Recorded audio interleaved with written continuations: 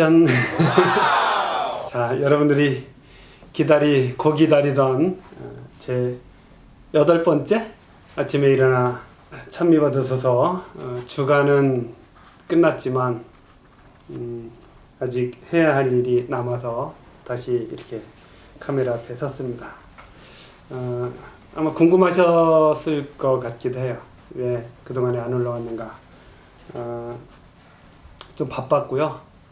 또 이렇게 약간 기다림이 있어야 기대도 있고 또 그래야 또 더 신중하게 잘 들어주시지 않을까 하는 어떤 그런 계산적인 것 약간 있었다는 거 말씀드립니다. 자, 오늘은 216항부터 시작되는 생태적 회개에 관한 이야기입니다. 생태 계속해서 말씀을 드리는데 생태라는 것은 제가 생태계를 여러 번 말씀드렸죠. 생태계. 그래서 이 회계라는 것이 개인적인 회계도 있을 수 있고 또 사회적인 어떤 회계도 있을 수 있죠. 공동체적인 회계 그런 것도 있어요. 그리고 교황님께서는 생태적 회계에 대해서 말씀하십니다. 그래서 생태라는 것, 생태계가 서로 밀접하게 연결되어 있고 그렇기 때문에 생태적 회계라는 것은 그 사람이 이 자연 안에서 아무래도 가장 큰 영향을 미치고 있으니까 자연 전체 생물 또 그 여기서 나오는 유기체라고 말씀하시는데 전체 유기체들을 생각하면서 이렇게 바뀌어야 하는 그런 부분에 대해서 말씀하시면서 생태적 회계에 대해서 말씀하십니다. 그리스도교 영성은 2000년에 걸친 개인과 공동체 체험의 결실로 인류를 쇄신하려는 노력에 값진 도움이 될 수 있습니다. 이렇게 말씀하시면서 교황님은 이 2000년에 걸친 그리스도교 영성이 중요하다 말씀하시지만 그러면서도 몇 가지 제안을 하고 싶다고 말씀하셔요. 복음의 가르침은 우리가 생각하고 느끼고 살아가는 방식에 직접적 영향을 주죠. 우리 개인적 공동체적 활동에 자극과 동기와 용기와 의미를 주는 어떤 내적인 힘 없이 오로지 교리만 가지고 이 위대한 일에 투신하기는 불가능할 거라고 말씀하십니다. 그러니까 우리 그리스도교 공동체가 가지고 있는 영성이 사실 교리가 돼서 우리에게 전달이 되기도 했고 그리고 지금은 사회교리 안에 교황님께서는 이 말씀을 넣으시면서 사회교리 안에서 이 생태적 회계가 역동적이기를 바라시는데 그것이 내적인 힘, 신비 없이 오로지 교리만 가지고 이 위대한 일에 투신하기는 쉽지 않을 것이다 라고 말씀하셔요. 217항에 보면 내적인 광야가 엄청나게 넓어져서 세계의 외적인 광야가 점점 더 늘어가고 있습니다. 베네딕토 16세 교황님의 즉위 미사 강론을 인용하십니다. 여기서 내적인 광야 또 외적인 광야에 대해서 말씀하세요. 광야라는 것은 보통 사막과 또 우리가 살고 있는 이런 자연 환경과 어떤 중간 정도 지역으로 생각을 할 수도 있고 하여튼 그런 특징이 있는 것이죠. 사막 같은 곳 사람이 거기에서 어떤 자연에만 의존해서 살아가기는 힘든 곳이죠. 그래서 보통 내가 광야를 가고 있다 하면은 내 스스로 모든 것을 그 안에서 해결할 수 있는 것이 아니고 뭔가 좀 공허하고 더 하느님의 손길을 간절히 바라는 이런 부분이라고 말씀을 드릴 수 있을 것 같아요.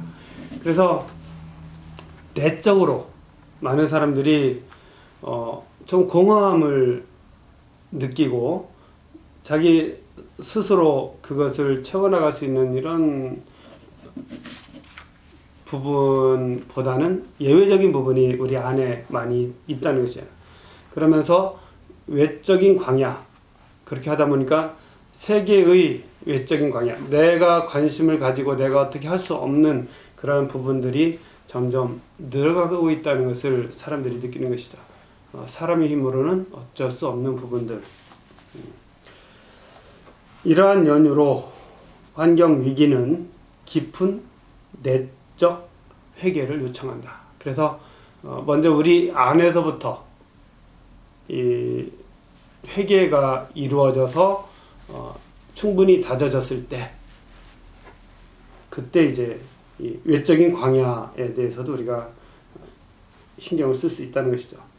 그리스도인들 가운데 일부는 현실주의와 실용주의를 내세워 환경에 관한 관심을 우습게 여기기도 하고, 또 일부는 수동적이어서 자신의 습관을 바꾸려는 결심도 하지 않고 일관성도 없습니다. 현실주의와 실용주의, 그래서 환경에 대해서 관심을 갖는 것, 그것이 우리 신앙의 밖의 일이다라고 이야기할 수도 있어요.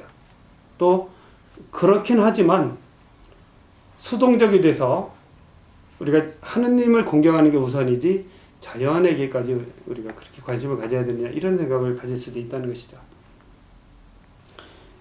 이들 모두에게 필요한 것은 생태적 회개다. 회개를 통해서 내적인 광야가 사라지고 그 안에서 하느님을 발견하고, 그래서 거기서 힘을 얻어서 외적인 광야, 또 이 자연 환경에 관한 어떤 투신, 이런 것들도 이루어질 수 있다라고 말씀하시는 겁니다. 이들 모두에게 필요한 것은 바로 생태적 회개이다. 그러면서 생태적 회개라는 건 무엇이냐? 이는 예수님과의 만남의 결실이 그들을 둘러싼 세상과의 관계에서 온전히 드러나도록 하는 것을 의미합니다. 예수님과의 만남의 결실이 그들을 둘러싼 세상과의 관계에서 온전히 드러나도록 하는 것이다. 오늘 복음에서 보면 예수님께서 떠나시면서 제자들을 위해서 기도하십니다. 그러면서 아버지와 내가 하나라는 것을 말씀하시고, 또 제자들과도 하나가 되게 해달라고는 그런 기도를 하시죠.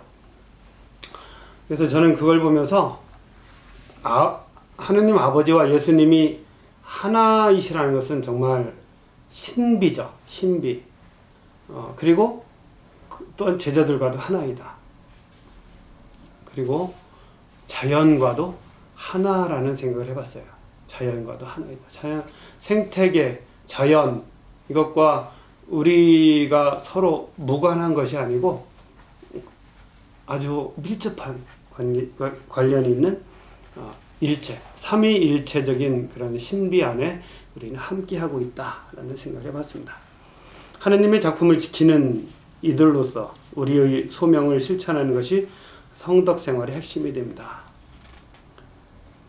이는 선택적이거나 부차적인 측면이 아니고 필수적인 것이다 라고 말씀하셔요. 210항에서는 아시시 프란치스코 성인에 대해서 말씀하십니다. 우리 프란치스코 성인이 프란치스코 성인의 그 태양의 찬가도 우리가 많이 부르죠. 자연을 누님이라고, 형님이고 누님이라고까지 표현할 정도입니다.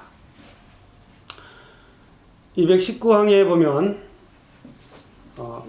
개인이 더 좋은 사람이 되는 것만으로는 현대 세계가 직면한 매우 복잡한 상황의 해결에 충분하지 않습니다. 저는 이 말에 아주 공감을 했어요. 개인이 더 좋은 사람으로 되는 것, 그것만으로는 현대 세계가 직면한 매우 복잡한 상황의 해결에 충분하지 않다. 물론 당연히 좋은 사람이 되어야죠. 그렇지만 그것만으로는 충분하지 않다라고 말씀하십니다. 여기에 결집된 힘과 일치된 노력이 필요하다.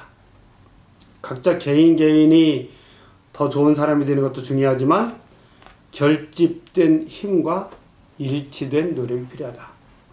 지속적인 변화를 이루는데 필요한 생태적 회계는 공동체의 회계이기도 합니다. 공동체의 회계.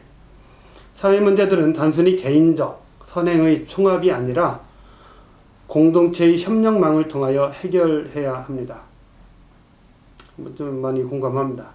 이 임무는 인간에게 엄청난 과제이기에 개인적 노력 또는 개인주의적으로 자란 인간들이 연합하여 노력해도 완수할 수 없습니다. 다만 그러나 여기에는 결집된 힘과 노력이 필요합니다. 지속적인 변화를 이루는데 필요한 생태적 회계는 공동체의 회계이기도 합니다.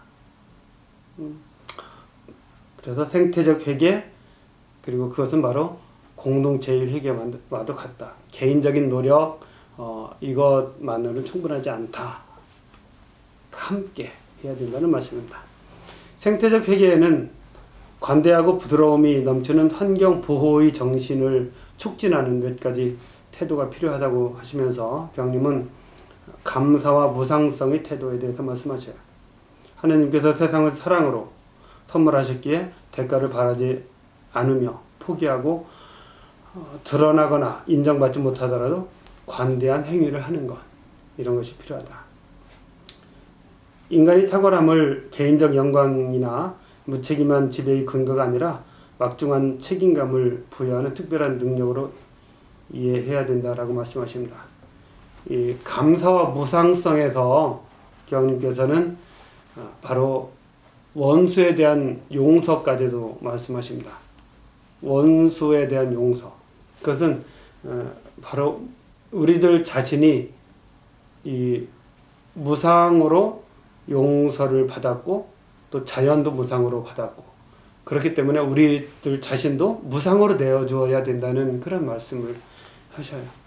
그래서 이 자연에 대한 사랑, 자연에 대한 보호 이것은 복음과도 아주 밀접한 연관이 있어요.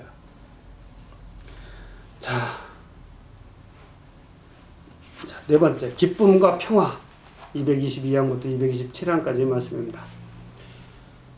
그리스도교 영성은 삶의 질을 이해하는 다른 방식을 제한하고 소비에 적합하지 않고 깊은 기쁨을 누릴 수 있는 생활 방식을 독려합니다. 소비에 집착하지 않고 깊은 기쁨을 누릴 수 있는 생활 방식을 독려한다. 적은 것이 많은 것이다 라고 말씀하시면서 그리스도교 영성은 절제를 통하여 성숙해지고 적은 것으로도 행복해지는 능력을 제안합니다. 이는 바로 검소함으로 돌아가는 것입니다. 검소해야 된다. 검소함은 작은 것들의 진가를 차근차근 알아볼 수 있게 하고 삶이 우리에게 주는 기회들에 감사하면서 내 것에 집착하지 않고 가지지 못한 것에 대하여 탄식하지도 않게 합니다. 여기에는 지배의 논리를 피하고 단순히 쾌락을 쌓는 일을 삼가하는 것이 필요합니다. 검소함으로 돌아가자. 그것은 작은 것들의 진가를 발견하기도 하죠. 그리고 그냥 큰 거, 많은 거, 최신 거 많죠. 우리 그 좋다고 기준으로 생각하는 것들이 많이 있습니다. 그런데 그것들보다도 소소한 것, 세심한 것, 작은 것 이런 것들이 주는 진가를 알아볼 수 있다. 많이 가질 수 있으면 좋다는 생각을 해본 적도 있는데요. 꼭 그런 것만은 아닌 것 같아요. 소소한 삶의 기쁨 이런 것도 있습니다. 우리 함께 노력하자고 교황님께서 말씀하시니까요. 223항 어디에도 얽매이지 않고 의식적으로 실천하는 절제는 우리를 해방시킵니다. 순간순간을 더 잘 즐기며 사는 이들은 가지지 못한 것을 찾아 여기저기 기웃거리지 않습니다. 이들은 모든 사람과 사물을 소중히 여기고 가장 단순한 현실에 익숙해져 이를 즐길 줄 아는 사람들입니다. 이러한 방식으로 이들은 충족되지 못한 욕구를 떨쳐버려 덜 피곤하고 덜 고민하게 됩니다. 가진 것이 없어도 행복하게 살 수 있습니다. 의식적으로 실천하는 절제, 그것은 우리를 해방시킨다. 어떤 페루에 다녀오신 분이 말씀하셔요. 거기 신부님들은 페루라는 환경이 뭐 많이 가지지 못하는 이런 조건이기도 한 것 같아요. 근데 옷을 한 벌만 가지고 사는 그런 신부님이 계셨다고, 선교사였나? 그런 이야기를 들은 적이 있습니다. 매일같이 빨아서 입는데 문제는 좀 냄새가 난다, 뭐 이런 단점은 좀 있을 수 있겠죠. 어쨌든 너무 많이 가진 것보다는 심플하게 가지고 단순하게 살아보면 거기에도 큰 기쁨이 있습니다. 많은 것 중에서 어떤 것을 골라 입는 것도 사실 쉽지 않은 일인데요. 한 몇 가지를 가지고 사는 거, 한번 실천해 보면 행복할 것 같아요. 저는 사제가 뭐 갖는 거, 저는 좀 욕심이 있는 것은 재물이 아니라 사람입니다. 그래서 돈이나 재물을 가지고 있어야 사람들은 미래를 충분히 잘 준비했다고 생각하는데, 저는 돈을 사용해서 사람을 가지고 있는 것이 좋다라는 말씀을 드리고 싶어요. 우리가 겸손하지 못하고 인간이 아무런 제한 없이 모든 것을 지배할 수 있는 능력을 과신하게 되면 결국 사회와 환경에 해를 입히게 됩니다. 우리 삶에서 하느님이 배제되고 우리의 자아가 그 자리를 차지하면, 선악에 대한 우리의 주관적 판단을 신뢰한다면 건전한 겸손이나 행복한 절제의 증진이 쉽지 않다는 것이죠. 잘못하면 우리가 하느님에 대해서 판단을 할 수도 있다는 것입니다. 더 나아가 어느 누구도 스스로 평화롭지 않고서는 절제하면서도 만족한 삶을 이룩할 수 없습니다. 이 말 아주 극공감입니다. 내적 평화는 생태계 보호와 공동선에 밀접한 관련이 있습니다. 내적인 평화가 생태계 보호와 공동선에 밀접한 관련이 있다고 말씀하셔요. 제대로 이루어진 내적 평화는 삶의 깊이로 이끄는 경탄의 능력이 함께하는 조화로운 생활 양식에 반영됩니다. 그러면서 이제 거기 써놓은 말씀은, 자연은 사랑의 언어로 넘치지만 소음이 계속되고 근심과 혼란이 이어지며 겉모습만이 숭배된다면 어떻게 우리가 그의 귀를 기울일 수 있겠습니까? 자연이 사랑의 언어로 넘쳐요. 그런데 소음과 또 근심과 혼란 속에 있을 때 그 목소리를 들을 수 없습니다. 하느님의 목소리도 마찬가지예요. 하느님의 목소리도 너무 복잡하고 고통스럽고 혼란하고 시끄러운 그런 가운데서 하느님의 목소리 들을 수 없습니다. 내적인 평화가 이룩될 때, 그때 하느님의 목소리를 듣고 따라갈 수 있습니다.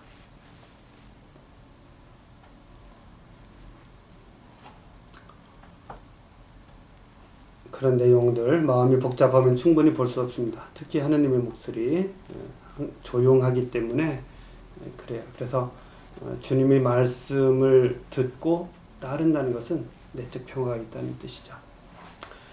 자, 227조 7항, 식사 전후에 잠시 하느님께 감사드리는 것이 비록 짧지만 우리의 생명을 하느님께 의존하고 있음을, 또한 우리에게 피조물을 선물하신 것에 대한 감사를, 우리에게 음식을 마련해 준 이들의 노고를, 가장 궁핍한 이들과의 연대를 재확인시켜 줍니다. 저는 우리가 식사 후 기도가 있다는 것이 얼마나 감사한지 몰라요.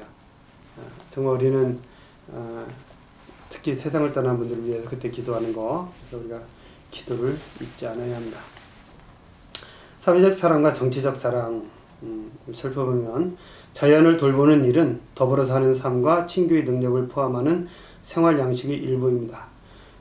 예수님께서는 하느님께서 우리 모두의 아버지이시며 그래서 우리가 형제 자매임을 일깨워 주셨습니다. 형제에는 대가가 없는 것이며 보답이나 기대가 없습니다. 그래서 형제에는 자연에 대한 형제까지 여기서 말씀하시는 것입니다. 보편적 형제라고 말씀하셔요. 우리는 서로를 필요로 하고 타인과 세상에 대한 책임이 있으며 착하고 성실한 것이 가치 있음을 깨달아야 합니다. 이미 너무 오랫동안 윤리, 성, 신앙, 정직을 비웃으며 도덕적 타락의 상태에 우리가 놓여 있었던 것이 아닌가라고 말씀하셔요. 그런 것들은 환경 보호를 위한 참다운 문화의 증진에 저해된다라고 말씀하십니다. 230항에 보면 온전한 생태계는 폭력과 착취와 이기주의의 논리를 타파하는 단순한 일상행위로 이루어집니다.